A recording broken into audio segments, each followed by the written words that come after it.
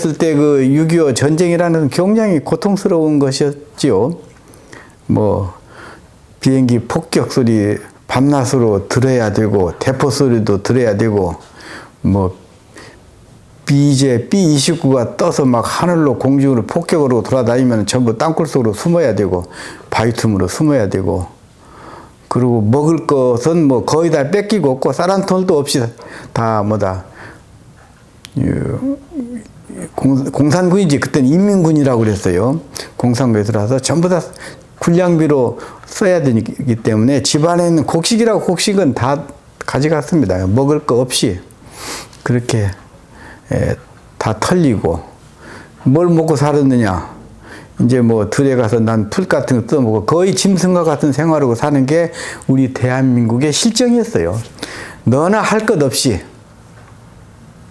시골은 특히 그 시골은 또 산에 가면 먹을 열매들이 있고 고구마도 캐먹고 뭐 이런 것 솔껍질도 베껴 먹고 이런 것들이 있었죠. 요 유년 시절을 그렇게 보냈어요. 난리에 전쟁하면서 학교는 생각도 못하고 우리 작은 형이 전주 사니까 전주로 와가지고 사는데 어느 그 만행승이 지나가더라고요. 그때는 전쟁이 끝났고 이제 재건 복구 사업이 이제 한참일 때 뭐 황폐되고 모든 경제 시설은 다 파괴되고 경제 활동을 하는 사람이 없어요. 그냥 텃밭에서 농사지어서 먹고 사는 그런 가난한 시절이었는데 이제 만행승이 지나가길래 상당히 좋아 보였어요. 그래서 따라갔죠. 따라가서 대화를 청했죠. 근데 그 만행 스님도 상당히 여유가 있어서 그럼 앉자고 길바닥에 앉아가지고 대화를 좀 했어요. 근데 그때는 뭐 질문이 있으신가요? 얘기합시다. 땅바닥에 앉아서 이런저런 얘기하고 나 스님 되고 싶다. 그러니까 어디로 가면 좋겠느냐. 그러니까 집에 승낙 얻고 해서 학교는 고등학교 나와야 되는데 고등학교도 안 나와가지고 어떻게 되려고 그러느냐. 기본이 그렇다. 그러니까. 나는 전라북도 구례 화감 사는 전라남도거든.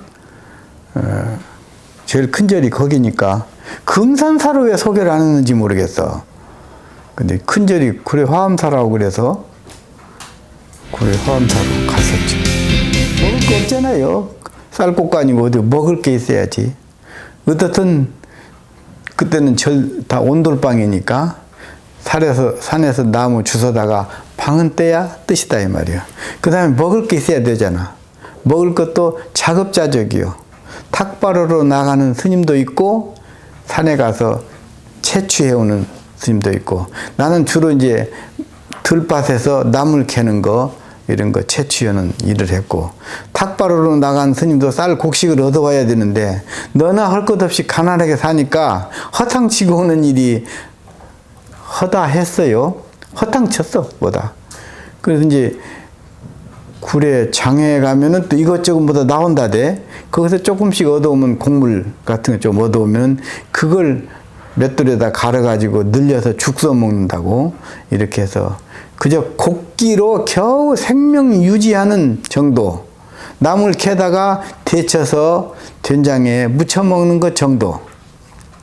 그 다음에 옷 같은 것은 뭐 거의 뭐 그 주워다 입다시피 하고 옛날 스님들이 입었던 거 주워서 빨아가지고 입고 새 옷을 입을 생각도 못하고 내복이라는 것도 그때 굉장히 추웠는데 나는 내복을 좀 몇 벌 가지고 간 것 같아. 한두 벌. 그거 입고 버티고 살았고 다 자급자족이야. 절들이 전부 다 자급자족. 옷부터 의식주가 다 자급자족이니까 그런 세월을 구례 화감사 행자 시절을 보낸 겁니다. 그래도 노인 스님들은 일할 수가 없으니까 그때는 60만 돼서 상노인이요. 나가서 활동할 수가 없으니까 또 노인 스님들 공경하는 그런 풍습이 절집안에 아주 철저하게 있었어요. 노인 스님 내가 굶어 죽더라도 노인 스님들은 죽이면 안 된다. 그래가지고 우리가 안 먹더라도 끓여서 그저 상에다가 간장, 나물 무친 거, 죽 한 그릇 이렇게 갖다 주는 그런 풍습이 있었고, 그리고 자기는 먹을 것이 없어서 쫄쫄 굶고 어른 먼저 챙기고 이런 거. 잠잘 때도 방 하나 불 떼고 자니까 아랫목 뜨신 데는 노인 스님들 주무시게 하고, 우리 젊은 스님들은 저 위에 찬 데서 이렇게. 그러니까 찬 데서 막 자면 반은 얼어요. 피가 얼어. 이게 얼어. 겨울에 하도 추우니까. 그런 생활을 했어요. 그때 진여 스님이야. 최진여라고, 진여 스님. 근데 총무원에 총무국장을 했대. 똑똑해요, 그 스님이. 그래서 이제 경산 스님이 총무원에 교무부장으로 소임을 볼 땐가 아마 그랬을 거요. 그런데 시봉을 구하는데 전국에서 이제 행자 중에서 제일 똑똑한 놈을 골라와라. 전국에서 똑똑한 놈을 고르다 보니까 내가 똑똑하다고 내가 뽑혀왔어. 대단한 거예요, 내가 그때. 구례 화엄사에서 기차를 타고 서울역에서 내려가지고 조계사 가서 조계사 서서 다시 또 행자 생활을 시작한 거예요. 이제 구례 화엄사 행자 시절을 청산하고 조계사. 기차는 처음 타봤지. 이제 또 재밌는 얘기 해줄까요? 그때 구례 화엄사에서 이제 서울 간다고 신발 하나를 사줬거든. 거기서 스님들이 돈 보태가지고. 근데 택시를 문을 타려고 보니까 택시가 깨끗해. 그래서 신발을 벗고 택시를 타고 조계사까지 갔어. 근데 조계사 내리니까 신발이 없어요. 그 정도. 택시비는 조계사까지 오면 누가 준다고 그러더라고. 기다리고 있다가. 그렇게 해서 타고 조계사 가서 짐을 풀고 이제 우리 스님한테 딱 인사를 하고, 우리 스님이 첫 인상이 굉장히 잘생겼어요. 나도 잘생겼잖아. 나보다 더 잘생겼어, 그 스님이. 뚱뚱하니 40대 중반인데, 그때는 40대 중반도 노인칙에 들어갔다. 그래서 인사를 드리고, 그 조계사 오니까 먹을 것이 좀 풍부하더라고. 제가 계속 들어대. 그때 누가 죽으면 또 많이들 죽으니까. 그때는 아무리 없이 살고 가난해도 먹을 것이 없더라도 빚이라도 얻어서 부모님 돌아가시면 제를 지내줬어요. 초제, 2제, 3제, 49제 다 지내주더라고, 철저하게. 그러니까 조계사는 제 지내는 게 끝일 날이 없어. 그 당시는 또 불공이 그렇게 많았어. 불공. 하도 살기 힘들고 사업마다 뭐 풀빵 장사라도 해야 되고 군밤 장사라도 해야 되잖아.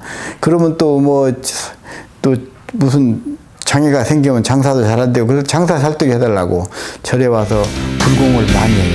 그리고 이제 조계사에서 스님 시봉 하면서 이제 불교를 조금씩 책을 열심히 봤죠. 이제 불교 책이 그래도 총문에 오니까 좀 있더라고. 이것저것 많이 읽었지. 닥치는 대로 읽으니까 불교 포교해야 되겠구나. 나는 그때부터 딱 생각이 굳어지더라고. 포교만이 불교가 살 길이다. 나는 불교를 위해서 몸을 바쳐야 되고, 내가 평생 여기서 몸담고 살아야 되고, 부처님 불사를 하면서 살아야 되기 때문에, 그럼 할 일이 가장 뭐냐? 참선도 하고 뭐 여러 가지가 있는데 나는 그게 귀에 들어오질 않아. 포교만이 불교가 살 길이고 발전할 길이다. 그래서 책 하나 보면은 남한테 전해줄 것부터 준비를 하는 거야. 설법 준비. 그때부터 설법 준비가 자동으로 되는 거야. 그 설법 준비는 돼 있으니 뭐 할 거예요, 이제. 그때 이제 정운문 스님이라고 작곡도 하고 어린이 포교를 중점적으로 하는 스님이 있었어요. 정운문 스님. 그 스님을 도와서 어린이 포교를 시작을 했지, 이제. 참 열정적으로 했어요. 그래서 어린이 포교. 그 다음에 이제 어린이들이 크니까 또 중학교 가고 고등학교 가고 가잖아. 중고등학생이 또 법회를 봤어요. 그 조계사 근처에 고등학교가 많아서 중고등학교가. 그때 무슨 5대 극성이 다 있다고 그랬는가? 명성, 한성, 개성, 덕성, 무슨 뭐 이런 그런 고등학교가 많았어. 거기에 남자이고 그 조교사 주변에 그 애들이 그 고등학생들이 방과 후 집에 가면 부모들이 없고 뭐다 그러는지 집에 잘 안 가고 절로 많이 놀러 와요. 자연적으로 모아놓고 법회가 시작되는 거예요. 참 삼기 노래 가르쳐주고 법문해주고 중고등학생에 좀 있으니까 또 청년회 만들고 청년회도 내가 시초요 그게 운문 스님하고 나왔고 강원도 건봉사 가서 우리 스님이 건봉사 주지를 했거든. 그래서 건봉사 가서 1년 다녀 고등학교를 마치라는 거야. 대학 들어가야 된다고. 그래서 우리 스님 배려로 강원도 건봉사가 지금 간성 옛날 절터는 못 들어가고 거기는 비무장지대니까 간성 읍내 포교당을 지어가지고 본사 역할을 했어요. 건봉사가 본사 역할. 그때는 신흥사가 본사가 아니야. 그때는 건봉사가 제3교구 본사야. 거기서 1년을 마쳤어 이제. 그 당시 강사 스님은 운어 스님이고 이운어 스님. 중강 스님이 지관 스님이야. 중강. 그 다음에 내 우반이 설정 스님. 나이는 나하고 같아도 나보다 먼저 돌아가지고 설정 스님. 그 다음에 율사하던 종진 스님이 내 우방이고 그렇게 셋이서 또 한 방에서도 자고 그리고 운어 스님 강사고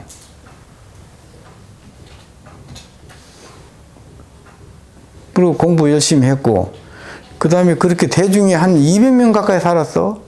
근데 그 당시에는 돈이 없으니까 고향주를 못 둡니다. 전부 다 행자들이 밥을 다 한 거예요. 밥하는 공양주, 반찬 만드는 채공, 국 끓이는 갱두, 나무 해내는 부목. 이게 다 보직이 달라. 나는 채공, 반찬 만드는 솜씨가 있다 그래서 채공.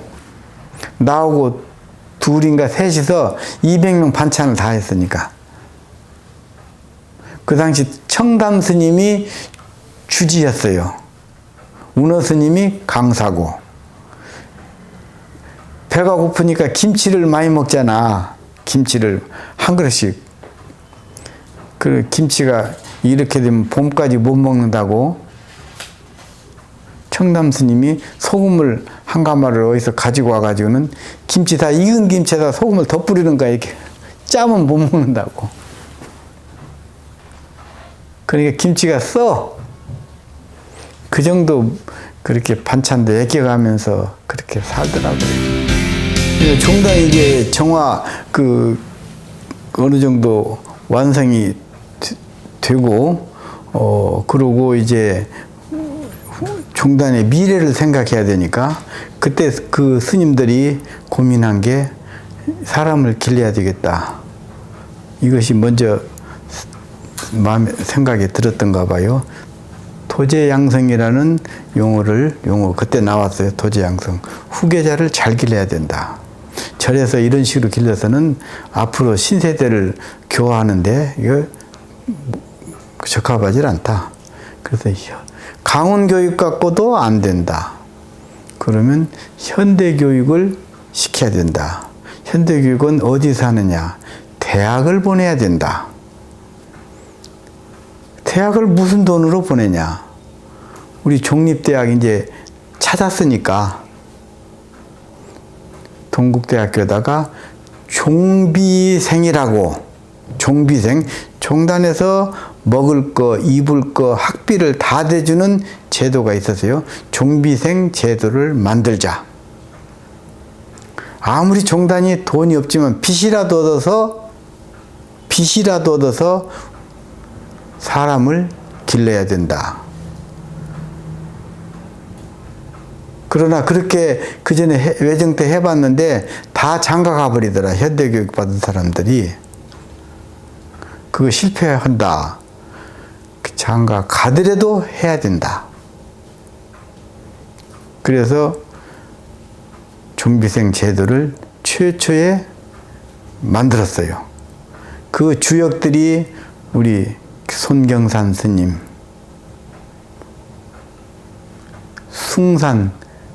행원 숭산 스님, 정망 스님, 하동산 스님, 보다 다 이런 스님들이 맞다. 그렇게 해야 된다. 그래가지고 종비생 제도가 최초에 생겨서 나는 이제 해인사에서 사집을 마쳐가는데 종비생 제도가 생겼으니까 대학을 들어가라. 나는 고등학교를 마쳤잖아요. 이제 강원도 건봉사에서. 그러니까 가서 대학을 들어가라. 내가 뽑혀왔어요. 또 해인사 강원 수업을 중단하고 거기서도 인기가 좋고 다 1등으로 나갔는데 그 중단하고 이제 종비생으로 들어왔어요. 그때 최초에 18명인가 아마 그렇게 됐을 거예요. 18명, 20명 가까이. 그때 이제 월탄 스님, 현해 스님, 제일 연세가 많은 분이 탁도안 스님. 탁도안 스님이 그 당시 30몇 살인가 되고, 현해 스님이 또 그 다음이고, 월탄 스님이 그 다음이고, 우리는 제일 어린 24살 이 정도야. 우리는. 제일 애들이지, 애들. 한 학년 한 반에 종비생으로 뽑혀가지고 대학 생활을 시작한 거예요. 그때는 종비생이라고 해서 그냥 무조건 붙여준 게 아니에요. 시험은 다 쳤어요. 대학 시험은 다 보고. 체력 시험도 다 봤는데, 100m 뛰기도 하고, 뭐 이것도 하고 다 했는데, 그렇게 해가지고 어느 정도 합격하고, 영 형편없는 사람은 또 뭐다 집으로 돌아가고, 그 기본은 고등학교 졸업장이 있어야 되고, 스님들도 고등학교 졸업장 가진 사람이 별로 없었어요. 그 당시. 이제 그럼 어디다 숙소를 정하느냐. 그때 숭산 스님, 행원 스님이 화계사 주지였거든. 내가 종비생을 위해서 화계사 큰 방을 내놓겠다. 그래가지고 화계사 큰 방에다가 비구니는 딴 데서 각자 자기 은사스님 절에서 다니게 하고, 비구는 한 10명이 아마 큰 방에서 같이 잤어. 책상 하나 놓고 공부하면서 큰 방에서. 동진 출가였고, 그 형이 일본, 우리 스님 형이 일본 철학과를 다녔대요. 일본 와세다 대학 철학과를 다녔대요. 그래서 그 형이 가끔 방학 때, 우리 스님은 함경도 분인데, 이제 그 우리 스님 형이 일본 철학과 다니면서 방학 때 오면 그때 이제 여러 가지 철학에 관한 얘기, 부처님에 관한 얘기를 들었대요. 그래서 거기서 발심을 해가지고 스님이 된 분입니다. 그러니까 상당히 학문을 하는 집안에서 태어나신 분이고 그 환경에서 자란 분인데, 그분도 한 10 몇 살 때, 17, 8세 때 스님이 된 것 같아요. 그 이북에서 이제 금강산 유점사 막 이런 데서 수암 스님을 은사로 해서 수행을 하다가 전쟁이 나니까 남한으로 왔어요. 그래가지고, 전쟁 이전에 왔다고 그러대. 6.25 사변 터지기 이전에. 그래가지고 범어사에서 아마 거기서 사신 것 같고, 근데 학문이면서 학승이면서 선승이었어요. 근데 그 당시 선의 선 분위기였으니까, 선 풍조가 굉장히 존경받던 그런 시절이니까 그 스님도 선객으로 생활을 많이 했어요. 전국 제방 선방은 다 다니고, 경산 수자 하면은 절구통 수자라고 그랬어요. 절구통 수자. 한 번 앉으면 며칠씩 앉아 있다고. 그렇게 선객이고, 그러면서도 내가 모시고 수십 년 살았지만은 정말로 율사입니다. 율사요. 선사이면서 율사. 그 당시 정화 조정호는 정부 부서가 문교부래요. 지금은 문광부인데, 그 당시 문교부 장관이 자꾸 뭐 비구승측에 있는 사람도 별거 아니지 않느냐, 막 이런 식으로 이제 그렇게 하니까 대표성을 가진 수자를 하나 구해와야 되겠다. 그래서 뽑혀온 게 우리 경산 스님입니다.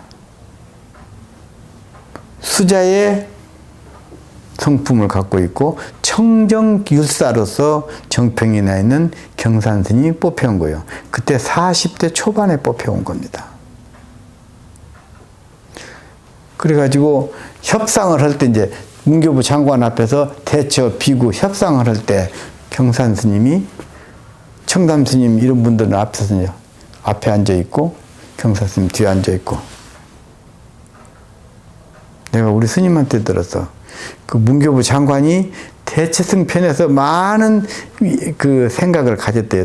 그분도 이제 승려 생활을 좀 했다가 장가 가가지고 산분이라고 그런 얘기 들어서 하여튼 제스승하고 뭐가 좀 관계가 있어서 뭐 비구승 별거 있어요. 다 뭐 여기다 뭐 이렇게 하니까 다 뭐 그렇게 떳떳지 않잖아요. 이렇게 하니까 경산스님이 소리를 지르고 말 삼가하시오 장관은 이렇게 했어요. 그러니까 장관이 깜짝 놀라서 바라보니까 믿음이 가거든. 아, 이게 청정승가도 있구나. 그때부터 말조심을 했다고 그래. 그래서 어디든지 대첩이고 설전이 있을 때는 경산스님이 앞에 나가서 이렇게 하다 보니까 자연적으로 이제 주도권을 잡고 종단 대표가 되더라고. 이제 종단 앞서서 일하니까 종회의장도 하고 총무원장도 3번이나 하고 동국대학교 이사장도 하고 그 다음에 총무원장 하시면서 3년 하면서 종비생 제도 세웠죠. 종단 3대 사업, 도제양성, 역경사업, 포교사업, 이 3대 사업을 줄기차게 추진을 해서 진행을 했고, 그 당시 또 선발이 잘 맞았어요. 승산 스님 열정적으로 했고, 그 현대교육을 받은 사람들, 또, 해정 스님 국장으로, 또, 얼마 전에 돌아가신 그 월주 스님, 그것도 국장이야. 국장으로, 그런 월주 스님, 우리 스님 돼서 국장으로, 진경 스님, 여러 국장들이 있었지. 그때 숭산 스님이 일을 좀 많이 하더라고. 같이 우리 스님 맞춰서. 그때 이제 군승제도 만들고, 첫째 종비생제도 만들었지, 군승제도 만들었지, 불교방송 그때 세웠지, 4월 초파일 공휴일. 그 우리 스님 한 거란 말이야. 숭산 스님 젊은 스님들하고. 그때 종단의 큰 일은 다 그때 한 거야. 불교 방송도 그때 만드는 거야. 전법 도생이 내 원력이요, 이게. 전법 도생을 위해서 선도하고 경도 보고 연불도 하고 기도도 하고 수행도 하고. 예. 전법 도생을 위해서 모든 걸 다 바쳤다. 그 중에서도 가장 전법이라는 것은 포교한다는 얘기 아닙니까? 그 중에서 가장 보람 있는 일이 군포교. 처음에는 군이라는 세계를 잘 몰라서 우리 스님 권유해서 그냥 강제로 들어갔어요. 나는 군 복무를 마쳤는데도 대학 나온 스님 중에서 군승을 보내야 되니까 많지 않았고, 또 각 교구 본사에서 대학 나온 스님들 추천해서 보내니까 나이가 많던지 뭐다 나온 사람이 없던지 이래가지고 많이 부족했어요. 처음부터. 나는 이제 군 복무를 마쳤는데도 불구하고 재입대를 한 거예요. 그래가지고 우리 스님 명에 의해서 어거지로 군포교를 시작한 겁니다. 근데 내 초발심이 포교기 때문에 딱 군포교를 시작을 해보니까 이게 바로 내가 할 일이다. 그래서 여기서 내가 포교 열심히 해야지. 부처님 은혜를 내가 여기서 갚아야지. 이 사람들이 장차 이 나라를 이끌어갈 사람들인데 이게 바로 중심이 돼야 돼요. 이 사람들이. 그래서 이 사람들을 내가 정말로 잘 가르쳐야 되겠다. 이렇게 생각을 하고 단단히 먹고 열심히 하다 보니까 너무 열심히 하니까 진급이 착착착 되더라고. 대위에서 소령 안 되면 나와야 돼. 소령에서 중령 안 되면 나와야 돼. 중령에서 대령안 되면 나와야 돼. 많은 사람이 한 열댓 명이 들어갔지만은 다 떨어져 나오잖아요. 역시 열심히 했어요. 근데 군포교라는 게,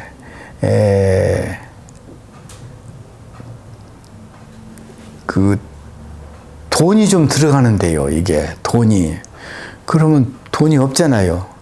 우선 군에서 나오는 봉급 다 썼어요, 내가. 그리고 나는 또 화주 능력도 없는데, 우리 스님이 총무원장이니까, 거기 가서 또 돈을 타다가, 먹을 걸 사다 대고, 불교 책자, 요새같이 그렇게 쉽게 안 나와요. 그때는 어떻게 어렵게 나오는지. 그래도 그 책자 구입에다가 법당에 오면은 애들 또 병사들 그냥 보낼 수가 없잖아요. 밥 해주고 국수 삶아주고 짜장면 사주고 간식 사주고 떡 해주고 빵 사다 주고 우유 사다 주고 막 이런 일을 했어요. 그리고 부처님 말씀 전해주고. 그러니까 여러분들 교회가 있고 성당이 있고 법당이 있단 말이에요. 어디로 더 많이 가겠어요? 교회로 많이 간다고. 그런데 내가 가는 부대는 법당으로 많이 와요. 이것은 내가 과장하는 게 아니라 자신이 있어요. 내가 자신 있게 말하는 거예요. 기본적이면서도 핵심적인 사상을 중점적으로 가르쳤고 그걸 외우도록 했고 그리고 반드시 내보낼 때는 수계, 계를 받아서 법명 주어가지고 사회로 내보냈고. 그런데 안타까운 일은 사회에 나가서 신앙생활이 중단돼. 사회에서 그 신앙생활을 할 수 있는 절이 없어요. 지속할 수 있는 절이. 그것이 좀 안타깝더라고. 제대한 병사들 보고 고향이 어딘가요? 그럼 어디라고 그러면 거기 가면 이러이러한 절이 있을 거야. 거기 찾아가요. 그 절이 정기법회를 안 하니까. 일요법회를 안 하니까. 연결이 안 되는 거예요. 그래서 지금 오늘날 우리 군성들이 열심히 해놔도 결실을 못 얻는 게 바로 이 사회절의 그 시스템이 잘못된 거야, 이게. 법회. 불공위주 뭐 이런 식으로 해갖고는 안 되거든. 처음 시작하는 것이니까 열악해요, 아주. 우선 교회는 다 들어섰고 성당도 있는데 법당이 없잖아요. 당장 돈 갖다 법당 질 수도 없고.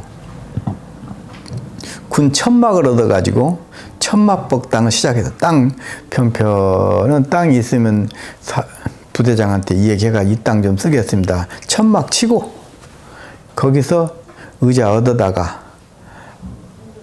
아니면 비닐로 깔판 깔고 그리고 거기서 법회를 보기 시작했어요. 절대 안 빠지지. 그 천막 법당이라도 꾸역꾸역 들어와요, 병사들이. 열심히 하니까. 또 장병들 상담 역할, 개별적인 고민 상담. 목사도 있고 신부도 있고 다 있잖아요. 군에서는 한 울타리에서 하니까.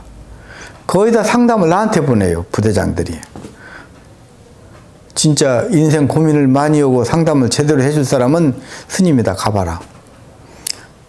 그래서 불교 선전하고 민주주의 월성 얘기해주고 상담 잘해주고 그러니까 법당도 한 7, 8개 지었을 거예요, 내가. 군법당 7, 8개 짓고 군승으로 있을 때만.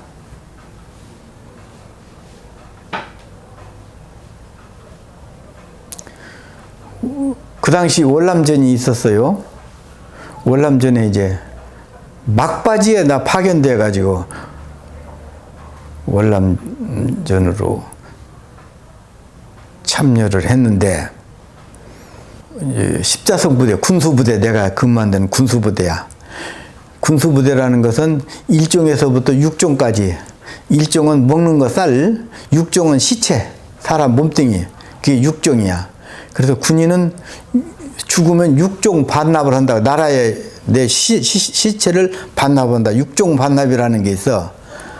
그런 걸 취급하는 게 군수부대인데, 군수부대로 내가 발령이 났어요, 월남에서. 절이 여기 이렇게 있고 그 옆에는 또 영현봉안소가 있어요. 절 옆에 영현봉안소가. 그러면은 월남전에서 맹호, 십자성, 백마 막 쭉 전쟁 하잖아요. 하루 종일 전쟁하고 오후 되면 끝나고. 죽으면 다 어디로 오느냐. 부상자도 십자성 우리 부대로 오고 죽은 시체도 우리 부대로 오고. 그러면 군승이 하는 일은 뭐냐? 법회 보고 뭐 신앙활동하고 상담하고 기본적이고, 오후 한 3시쯤 되면은 전쟁이 이제 아침에 밥 먹고 이제 전쟁하러 내보내기 전에 기도합니다. 또 출전 기도. 목사, 신부, 스님, 그래 세 종파가 있으니까 애들 이제 병사들 밥 먹이고 다 총 주고 수리탄 다 주고 실탄 다 주고 차도 주고, 그리고 이제 목사님 먼저 나가서 하나님의 도움으로 살아 돌아오시옵소서 이렇게 하고, 신부는 또 이렇게 해가지고 살아 돌아오시옵소서. 나는 또 이제 법성계 읽어주고, 부처님이 가호로 반드시 지켜주고 생명을 지켜주고 훌륭한 불자가 되도록 꼭 살아 돌아오게 해주십시오 이렇게 하고, 그렇게 하고는 이제 신부나 목사들은 교회로 들어가요. 나는 애들이 병사들이 그 불안해가지고 전쟁으로 갈 때 참 불안한 게 느끼잖아. 그럼 내가 이제 그 트럭을 타는 거야. 전쟁으로 나간 트럭을 비무장으로 군복은 입었지만. 그러면 그 병사들이 심각하게 딱 총을 들고 딱 이렇게 가다가 내가 그 트럭을 타고 있거든. 그러니까 야, 우리 차에 스님이 탔다. 그러면 애들이 화색이 돌아요. 안심해. 25년 했네. 25년. 이제 마지막 보직이 국방부 군종실장이야. 대령 달고 마지막 보직이. 국방부 군종실장은 무슨 자리냐면 육해공군, 기독교, 천주교, 불교 총 군종 책임자야. 그게 이제 마지막 보직이야. 거기서 3년 하고 53살에 제대를 했어요. 혼신을 다 해야 돼. 열과성을 다 해야 돼. 병사들이 그냥 쫙 법당으로 와서 군화 다 벗어놓고 다 법당에 앉아있다. 그게 얼마나 고마운지 뒤에 가서 합장을 하고, 그 다음에 신발 다 군화를 또 뒤집어서 내가 다 정리해서 쫙 놓고, 그리고 장삼 입고 가서 찬불가 불러주고 법문하고 법회하고, 그리고 돈 있는 대로 털어서 먹이고. 그게 그냥 일상이에요. 그게 일상. 뭐 다른 게 뭐가 있어. 어떻게 할 수가 없지 뭐 다른 거. 눈코 뜰 새가 없이 바빠. 그렇게 하다 보니까 이것을 25년 해봐. 나는 지금도 일반인 지금 민간인이 돼가지고 이렇게 살고 있잖아. 아직도 군수인 것처럼 착각을 해요. 법회 보면 신도들 하나만 나와도 고마워서 뭐 이렇게 하고, 군에서 그게 익혀가지고, 그리고 나도 모르게 신발 이렇게 돌려놔지고 이러더라고.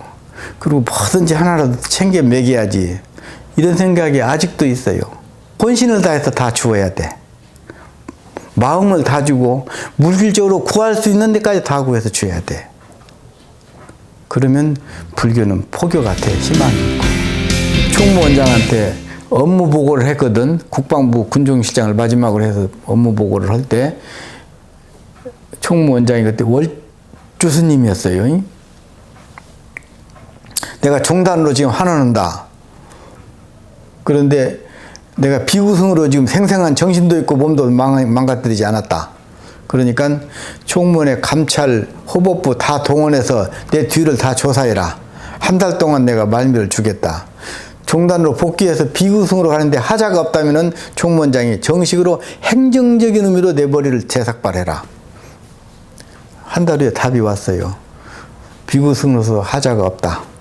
그때는 군승 취취하도록 다 종단 법으로 허용을 했잖아.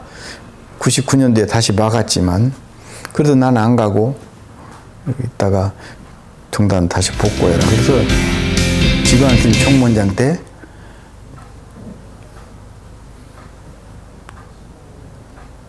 교구장 하라고. 나는 그때 이제 방송 설법 보고 그렇게 있어서 그때도 놀지는 안 하고 경전 강의하고 방송에서 한 3년 했을 걸 내가 BBS에서. 그런데 종비생으로 공부한 사람 놀면 안 된다고. 그래가지고 다시 또 군종 교구장을 하라고 그래. 지관 스님 임명장을 주고.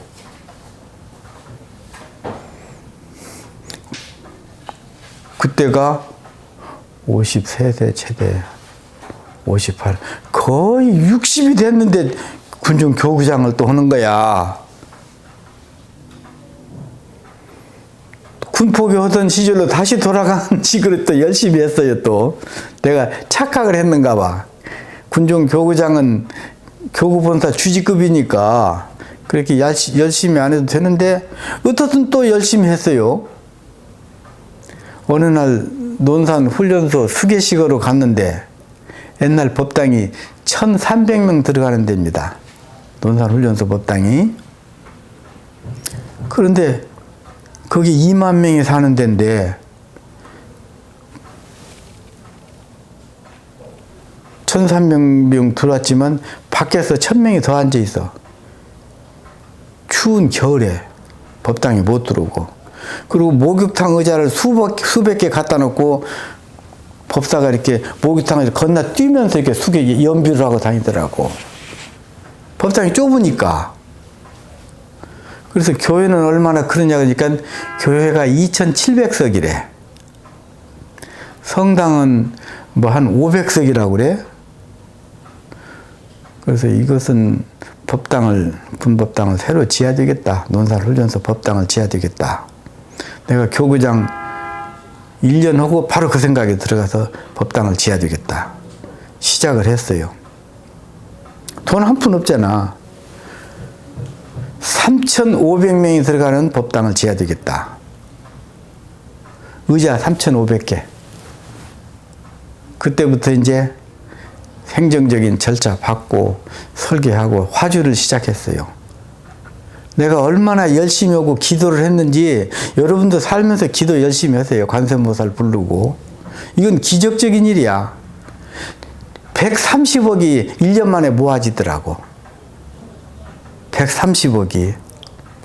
지금 논산훈련소 지금 있는 법당 의자 3,500개입니다. 거기에 5,000명 들어갑니다. 빡빡이 들어가면. 구법당 그대로 있고 새로 지은 법당이 127억이 들었어. 그게 땅은 군대 땅이니까.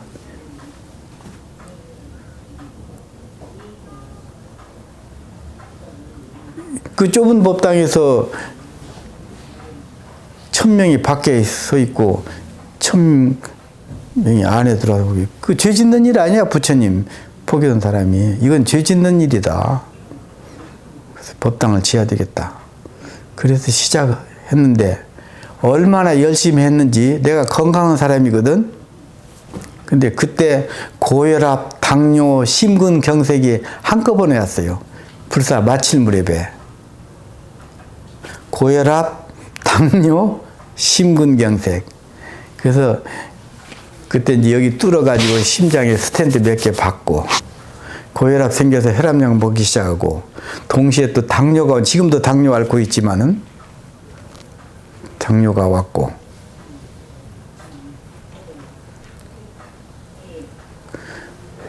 그 법당 낙성기 회양식 할 때는 내가 죽는다고 그랬어. 이게 그냥 완전히 말랐으니까. 45kg 이렇게 나갔으니까. 그리고 내가 법당이라 완성하고 죽는다. 각오하고 겨우 낙성식 할 때는 아마 겨우 부축해서 일어났고 그랬다 내가. 나는 꼭 정각원에 들려서 아침에 기도하고 출근했거든. 참 기도가 중요한 거예요. 여러분들 절대 이것은 무슨 미신같이 생각하지 말어. 정말로 기도는 중요한 겁니다. 불교 기도 방법은 간단해요. 남아메타불을 부르든 관세음보살을 부르든, 응? 지장보살을 부르든 금강경을 읽든 방법은 다양합니다. 근데 가장 쉬운 기도가 관세음보살입니다. 또 절에 가서 108번, 3000번, 1000번, 3000번 절하는 것도 기도고, 그건 막 정열적인 기도고, 참천배 하면서 하는 거, 그것도 때로는 한번 해볼 필요가 있습니다, 여러분들.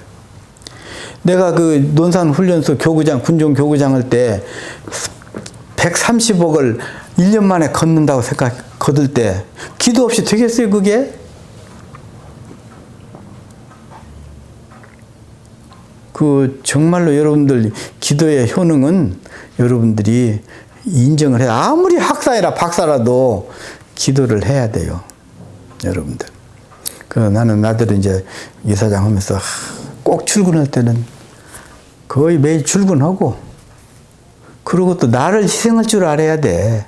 내가 편안하게 이사장 한다고 목에다 힘주고 이러면 그게 되는 일이 아니야. 내가부터 자세를 바로 갖추고 딱 바르게 행동하고 바르게 마음 먹고, 그리고 부처님 가르친 자비심을 가지고 쓰는 거야, 내가 그냥. 아무래도 교직원들 고생하면 내 방에 들어와서 보이차 내가 데려서 꼭 대접해주고, 학교 또 위상을 높여야 되니까 3주에 한 번씩 보고를 받아서 20개 문제 중에서 몇 프로 달성했느냐, 학교 순위 올라가는 거, 그것이 오늘날 9위로 꽃이 핀 거야.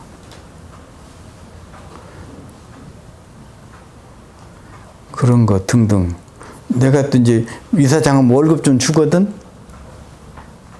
그걸 모으는 대로 또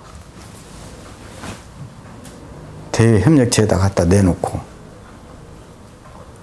그렇게 정성을 들여서 사니까 학교가 되는 거야. 기도 열심히 해야 되고, 사람은 최선을 다해서 살아야 되고, 그리고 진심으로 살아야 돼. 진정성 있게 살아야 돼.